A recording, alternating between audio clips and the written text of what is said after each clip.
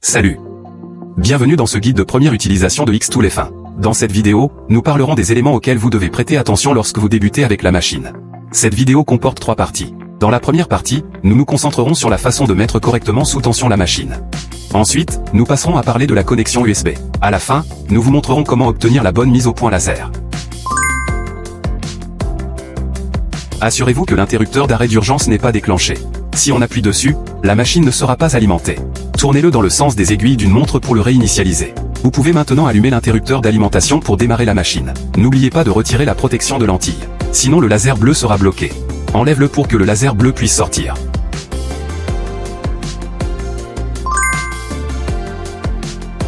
Assurez-vous de brancher le câble de connexion sur le port USB-C situé sur le côté droit de la machine. Pas les deux à l'arrière. Si c'est faux, vous verrez un message contextuel dans XCS indiquant que l'appareil ne peut pas être reconnu. Branchez le câble dans le port indiqué ici. Il existe 2 façons d'ajuster la mise au point pour Xtool F1. Mise au point automatique et mise au point manuelle. Pour la mise au point automatique, cliquez sur Unir dans XCS et saisissez la valeur d'épaisseur du matériau. Ici le matériau fait 10 mm d'épaisseur, donc on en met 10 ici. Le module laser montera ou descendra automatiquement. Lorsque le point laser bleu et le point de positionnement rouge se chevauchent, la mise au point est réglée avec succès. Pour la mise au point manuelle, tournez le bouton pour déplacer le module laser jusqu'à ce que le point laser bleu et le point de positionnement rouge se chevauchent. Si la mise au point n'est pas correctement réglée, les gravures peuvent devenir floues ou partiellement manquantes.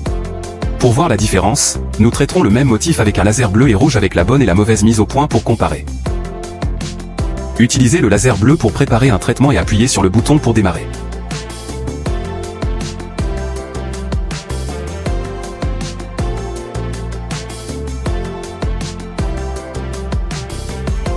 Utilisez le laser IR pour lire le traitement et appuyez sur le bouton pour démarrer.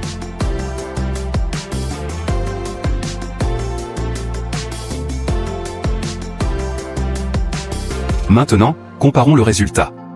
Maintenant vous l'avez terminé.